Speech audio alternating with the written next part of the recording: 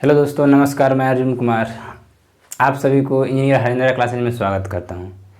जैसे कि आप सभी जानते हैं कि हम लोग मैथ का प्रीवियस ईयर सेशन लाए हैं।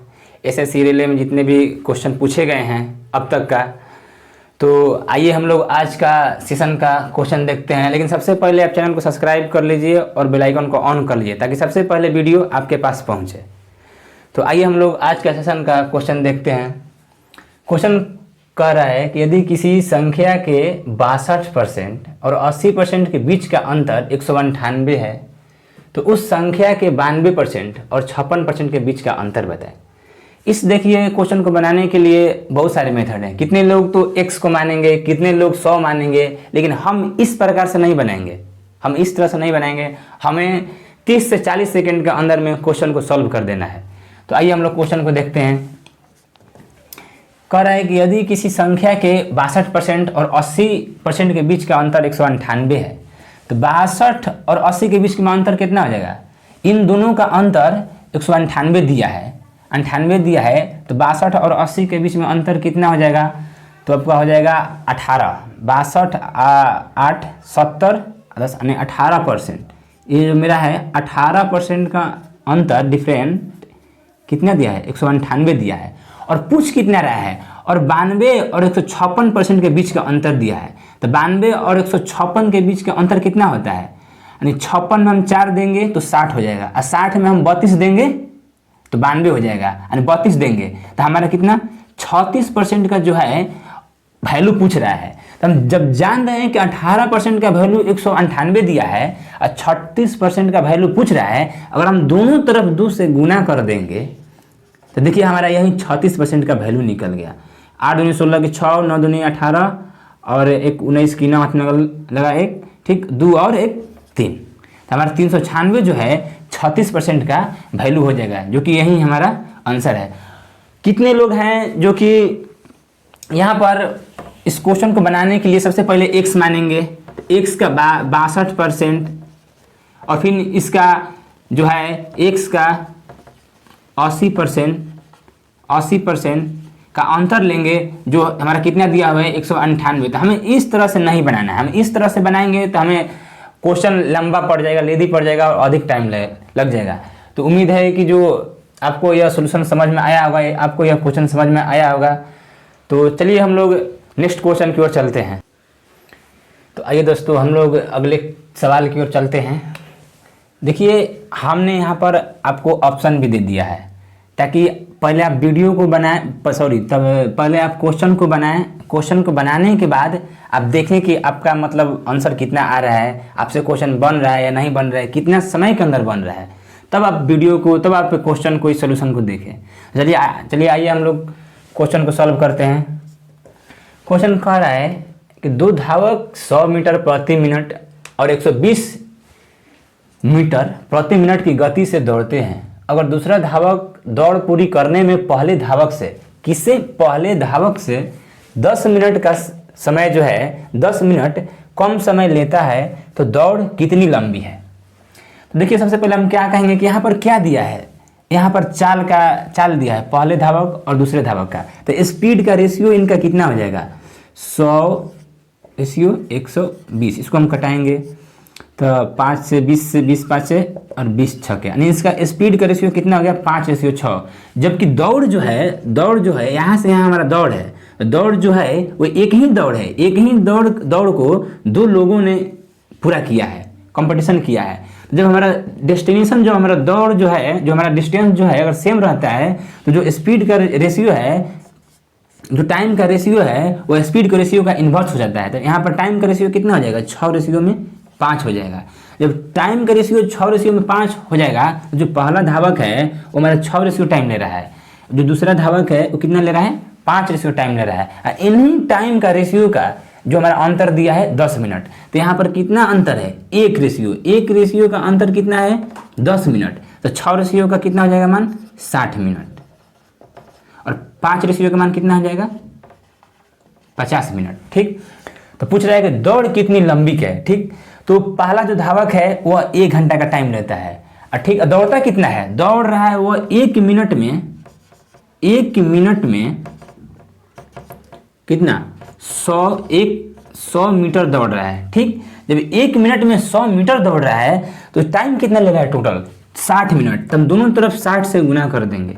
जब दोनों तरफ हम 60 से गुना करेंगे तो यहाँ पर कितना 6000 हमारा मीटर हो जाएगा, 6000 मीटर हो जाएगा। इसी 6000 मीटर को हम क्या लिख सकते हैं?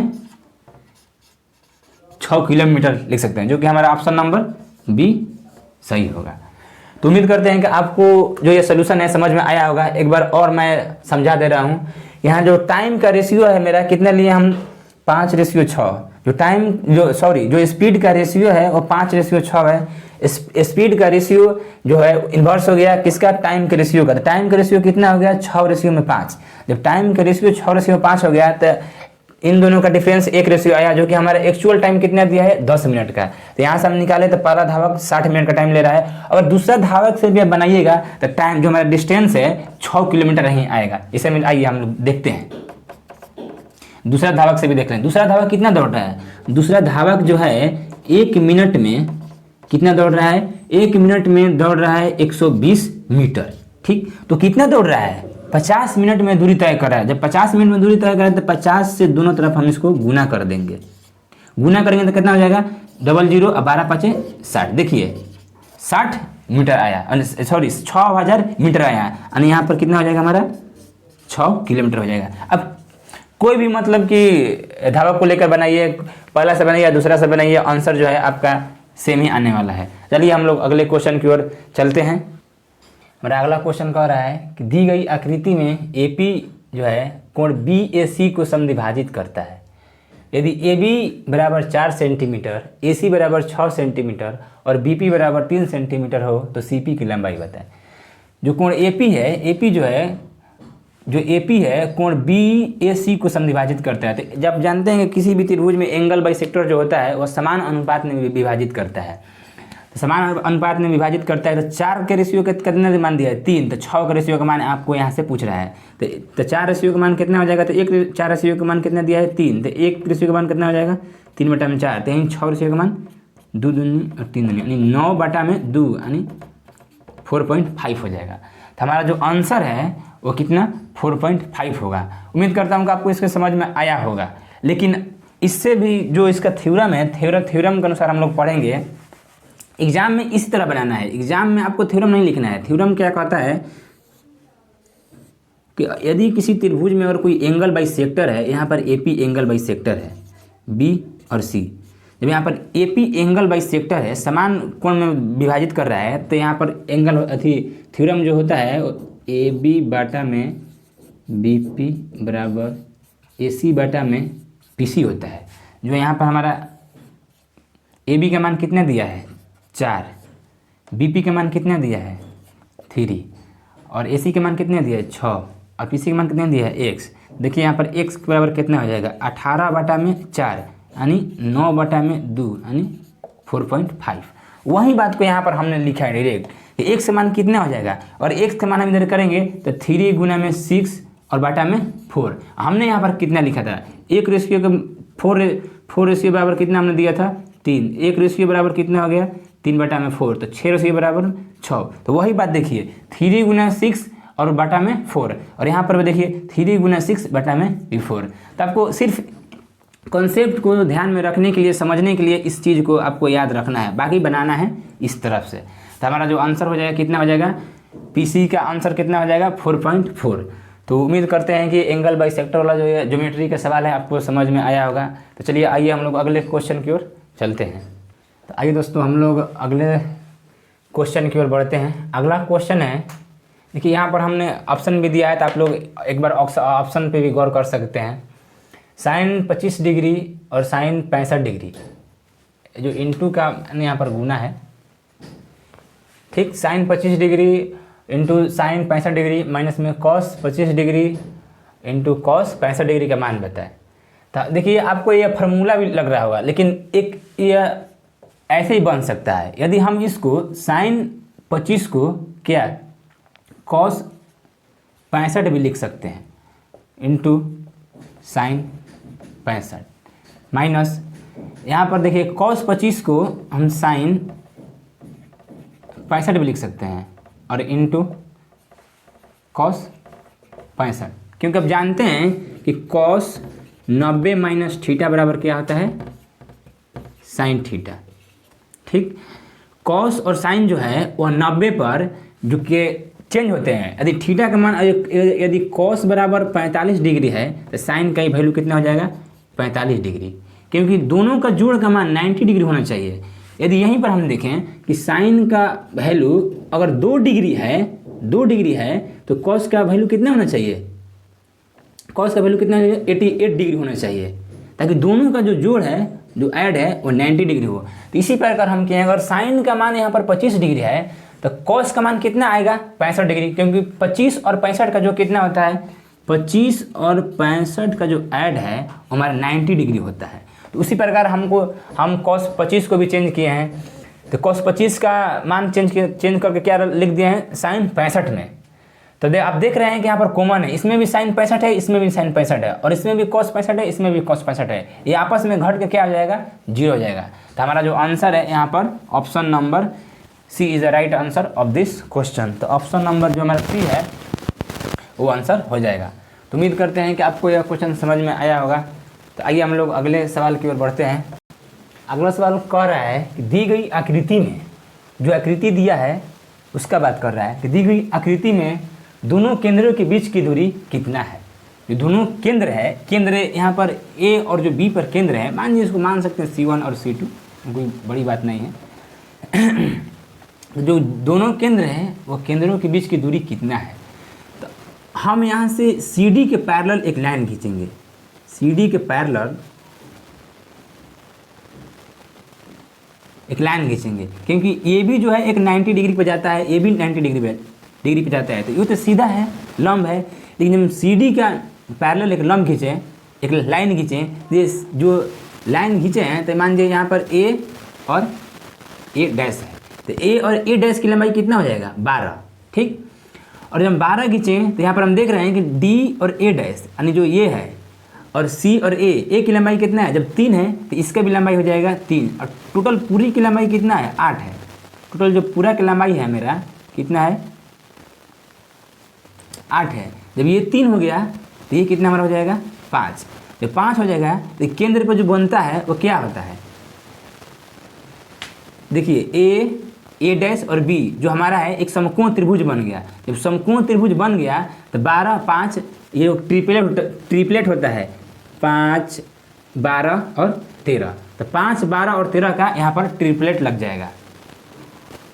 तो A और B के बीच की दूरी जो है, A और B जो केंद्रों के बीच की दूरी कितना हो जाएगा हमारा, A और B के केंद्रों के बीच की दूरी कितना हो जाएगा, 13 सेंटीमीटर। तो यहाँ हमारा ऑप्शन नंबर सी 13 सेंटीमीटर हो जाएगा। अगर आप ऐसे नहीं बनाना चाहते हैं तो इसको आप यहाँ पर 12 के स्क्वायर प्लस 5 के स्क्वायर बराबर AB क्या स्क्वायर भी लिख सकते हैं। तो 144 और प्लस में 25 बराबर AB का स्क्वायर, तो AB बराबर 169 का रूट में 13 हमारा सेंटीमीटर आंसर आ जाएगा।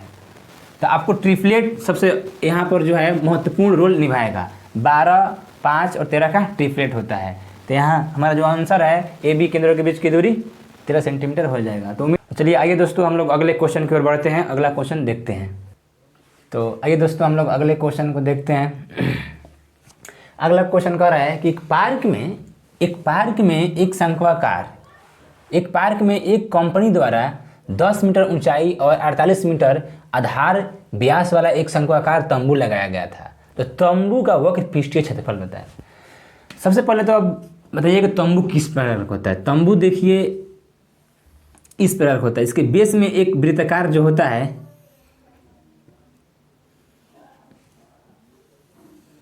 इसको हम लोग त्रिज्या से दर्शाते हैं। ये जो तंबू का हाइट होता है और ये एल होता है। तो बोल रहा है कि तंबू का वक्र पृष्ठीय क्षेत्रफल बताएं। तो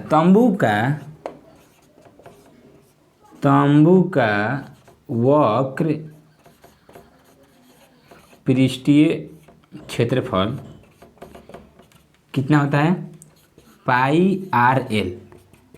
तो पाई क्या था, पाई में हमारा पूछ रहा है, तो पाई को हम जेम के त्यों छोड़ देंगे। पाई आर का वैल्यू कितना दिया है, 10 मीटर ऊंचाई। तो हमारा हाइट कितना होगा यहाँ पर 10, और आधार जो है 48 मीटर आधार व्यास वाला एक संघाकार तंबू है। तो आधार है तो त्रिज्या का मान कितना हो जाएगा, d/2 होता है, यानी व्यास का आधा होता है। तो यहाँ पर हमारा त्रिज्या कितना हो जाएगा, 24 मीटर।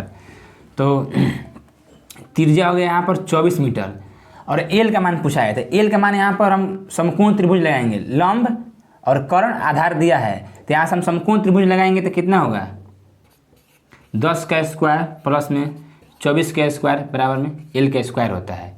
ठीक, तो 10 24 का कितना होता है 576, और 10 का कितना होता है 100, तो टोटल आ गया आपका 676, जो कि ये 26 का स्क्वायर होता है, यानी 26 का वर्ग होता है। तो यहाँ पर मेरा एल बराबर कितना हो जाएगा, 26 हो जाएगा। तो आर का वैल्यू दिया है 24 और एल का मान यहाँ पर 26 है, एल का मान 26 आ गया, 26 आ गया। तो हम कितना करेंगे, 26 चौके 104, 26 चौके 104, हाथ में लगा 10, 26 दूनी 52 है 10 62 पाई, यानी 624 पाई जो है मेरा आंसर हो जाएगा। 624 पाई ऑप्शन नंबर डी, जो यहाँ मेरा ऑप्शन है, ऑप्शन नंबर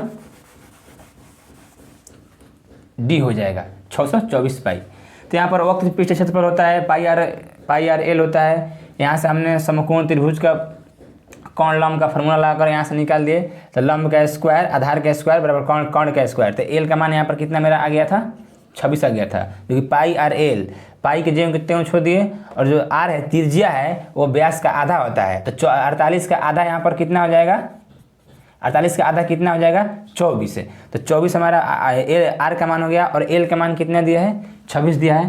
तो 26 गुना 24 पाई यानी 624 पाई मेरा राइट आंसर हो जाएगा। तो उम्मीद करते हैं कि आपको क्वेश्चन समझ में आया होगा। तो चलिए दोस्तों हम लोग अगले क्वेश्चन को देखते हैं। चलिए दोस्तों हम लोग अगले सवाल की ओर देखते हैं। सबसे पहले आप इस सवाल को एक बार पढ़ लीजिए, देखिए कितना दमदार सवाल है, कितना मतलब बड़ा सवाल है। आपको देखने में क्या लगेगा कि लेडी सवाल है, लेकिन आप एक बार इसको पढ़िए, तब तक साथ में हम लोग सोल्यूशन भी कर रहे हैं। एक पुरुष और एक महिला मिलकर किसी कार्य को एक महिला और एक लड़के द्वारा लिए जाने वाले समय की तुलना में आधे समय में पूरा करते हैं। कितना समय की आधे समय में पूरा करते हैं। एक लड़का अकेले उस कार्य को 20 दिनों में पूरा कर सकता है, और दो महिला मिलकर उसे 30 दिनों में पूरा कर सकती है। तो चार पुरुष कार्य को कितने दिनों में पूरा करेंगे। सबसे पहले आप क्वेश्चन को पढ़िएगा, पढ़ने के बाद में बनाइएगा, बनाने के बाद में आप सॉल्यूशन देखिएगा। चलिए आइए हम देखते हैं। एक पुरुष और एक महिला मिलकर किसी कार्य को एक महिला और एक लड़के द्वारा लिए जाने वाले समय की तुलना में आधे समय में कार्य कर चुके हैं। तो टी कितना ले रहा है, अगर ये समय अगर 2 ले रहा है तो उसके आधे समय में कितना ले रहा है 1। ठीक, इस समय का रेशियो है। जब काम एक ही है, जो काम है हमारा वो काम सेम है, एक ही काम को ये दोनों कर रहे हैं। जब टाइम का रेशियो 1:2 दिया है तो काम एक ही होने की वजह से जो इनका एफिशिएंसी का रेशियो है वो बदल जाएगा, यानी 2:1 हो जाएगा। ठीक, P + M यानी पुरुष और महिला, P + M का रेशियो 2 आ गया एफिशिएंसी, और M + B का रेशियो 1 आ गया। अब देखिए क्वेश्चन में क्या बोल रहा है, जो आगे भी सवाल दिया है ये भी तो फालतू में नहीं दिया है, ये भी तो इसका भी तो मकसद है। तो आगे सवाल क्या कह रहा है कि एक लड़का अकेले उस कार्य को, बॉय जो है अकेले उस कार्य को कितना कर रहा है 20 दिनों में करता है, और दो महिला मिलकर उसे 30 दिनों में पूरा करती है उसी कार्य को। तो जब दो महिला 30 दिन में पूरा कर रही है तो एक महिला कितने दिन में पूरा करेगी 60 दिन में। तो एक महिला कार्य को 60 दिन में पूरा कर रही है। तो यहाँ से अगर हम टाइम का रेशियो देख रहे हैं तो 20/3 = 60, यानी 1:3 टाइम रेशियो हो गया है। तो इन दोनों का एफिशिएंसी रेशियो कितना हो जाएगा 3:1, यानी बॉय और महिला का जो रेशियो है 3:1 हो गया। और यहाँ से हम देखते हैं कि बॉय और महिला के रेशियो का जो अनुपात है, अनुपात को हम जोड़ रहे हैं तो 4 आ रहा है, लेकिन यहाँ पर महिला और बॉय यानी बॉय और महिला का जो हम एफिशिएंसी क्षमता का रेशियो 1 है, तो ये गलत बात है। यहाँ पर रेशियो क्षमता का 1 है और यहाँ पर 4 है, ये तो गलत बात है। तो इक्वेशन को जो इनकी क्षमता को बराबर करने के लिए हम क्या करेंगे, इसमें 4 से गुना कर देंगे। 4 से गुना करेंगे तो पुरुष और महिला का रेशियो टोटल कितना आ जाएगा 8, और महिला और बॉय का रेशियो कितना हो जाएगा, लड़का का रेशियो कितना हो जाएगा 4। अब देखिए हमारा इक्वेशन जो है फिट बैठता है। यहाँ पर भी महिला और पुरुष जो महिला और बॉय का रेशियो 4 आ गया, और यहाँ पर भी बॉय और महिला का जो लड़का और महिला का जो रेशियो है 4 आ गया है। ठीक, तो यहाँ से हम देखेंगे जब हमारा क्या बोल रहे हैं कि 4 पुरुष, जब एक पुरुष का क्षमता निकल जाएगा तो हम 4 पुरुष हो, 8 पुरुष हो, 12 पुरुष हो, कितना भी पुरुष हो हम उसको निकाल सकते हैं। तो देखिए P प्लस M का मान यहाँ पर 8 दिया है, तो P का मान, तो M का मान यहाँ पर कितना दिया है, M का मान कितना दिया है 1 दिया है। जब हम इफिशियंसी बराबर किए हैं तो यहाँ पर M का मान कितना दिया है 1 और B का मान कितना दिया है 3, तो M का मान यहाँ पर 1 रखेंगे तो 1 जाकर उधर घट जाएगा, यानी 8 माइनस में 1 यानी 7, यानी एक पुरुष की जो क्षमता है कितना आया 7 आया। अब पूछ रहा है कि ऐसे 4 पुरुष जो हैं वो हमारा टोटल काम को, जितना काम है कितने दिन में पूरा करेंगे, तो मेरा टोटल काम कितना है। अब आप देख सकते हैं यहाँ पर कि जो बॉय है, बॉय की क्षमता 3 है, यानी एक दिन में वो 3 काम कर रहा है, तो 20 दिन तक काम किया है, तो टोटल काम कितना हमारा हो जाएगा, टोटल काम कितना हो जाएगा 60। इसी 60 काम को 4 पुरुष करेंगे, एक पुरुष की क्षमता 7 है, तो 4 पुरुष की क्षमता कितना हो जाएगा, 4 से हम गुना कर देंगे, तो 4 से गुना 15 बटा में 7 हमारा कट करा जाएगा, 7 दूनी 14 यानी 0.1, यानी इतना दिन में 4 पुरुष जो है इस काम को 2.14 यानी 2.14 दिन में ख़त्म करेंगे, जो कि मेरा ऑप्शन नंबर बी, जो ऑप्शन नंबर मेरा बी है वो सही होगा। तो उम्मीद करते हैं कि आप सभी को क्वेश्चन समझ में आ गया होगा। तो चलिए इसको दोबारा से आप वीडियो को देखिए, दोबारा से देखिए, समझ में नहीं आ रहा तो दोबारा से 3 बार से देखिए, लेकिन आपको समझ में आ जाएगा। चलिए हम लोग अगले क्वेश्चन की ओर बढ़ते हैं। आइए दोस्तों हम लोग नेक्स्ट क्वेश्चन की ओर बढ़ते हैं। तो क्वेश्चन कर रहा है कि दी गई 2 पारीकृत संख्याओं के घनों के बीच का अंतर कितना है, 62-72 है, जबकि दी गई संख्याओं के बीच का धनात्मक अंतर 8 है। तो दी गई संख्याओं का गुणनफल बताएं। मान लीजिए कि हम संख्या यहाँ पर क्या मान लें, A और B मान लें। संख्या हमने A और B मान लिया। अब क्वेश्चन क्या कर रहा है कि संख्याओं के घनों के बीच का अंतर, यानी AQ माइनस में BQ बराबर कितना दिया है, 62-72। संख्याओं के घनों के बीच के अंतर 62-72 दिया है, जबकि संख्याओं के बीच का धनात्मक अंतर कितना दिया है, एक्चुअल में अंतर कितना है, A माइनस में B बराबर 8। तो क्या पूछ रहा है हमसे, क्वेश्चन क्या पूछ रहा है, तो क्वेश्चन पूछ रहा है A और B यानी संख्याओं का गुणनफल पूछ रहा है, इन दोनों का गुणनफल पूछ रहा है। तो गुणनफल पूछ रहा है, AB का मान पूछ रहा है। देखिए AQ माइनस BQ का एक फार्मूला होता है, A माइनस में B A² plus AB plus में B²।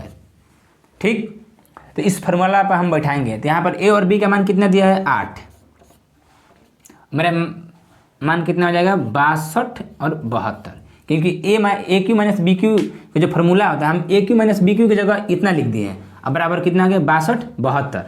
तो A माइनस B का मान दिया है 8, और A माइनस B को हम दोनों तरफ स्क्वायर करेंगे, इसको हम दोनों तरफ स्क्वायर करेंगे A और B को, तो कितना आएगा, A² प्लस में B² माइनस में 2AB बराबर में 8 के स्क्वायर 64। तो यहाँ से देखिए A और A² और प्लस B² का मान हमें यहाँ पर रखना है, A² प्लस में B²।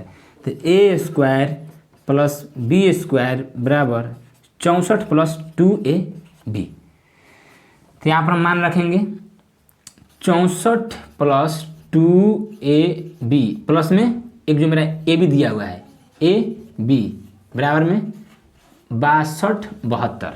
ठीक, तो 8 से हम कटा दिए, कितना बार में जाएगा, 8 से जाएगा 8 7 56, 8 7 56 कितना निकला, 6 7, 8 8 64, 3 8 चौके 32।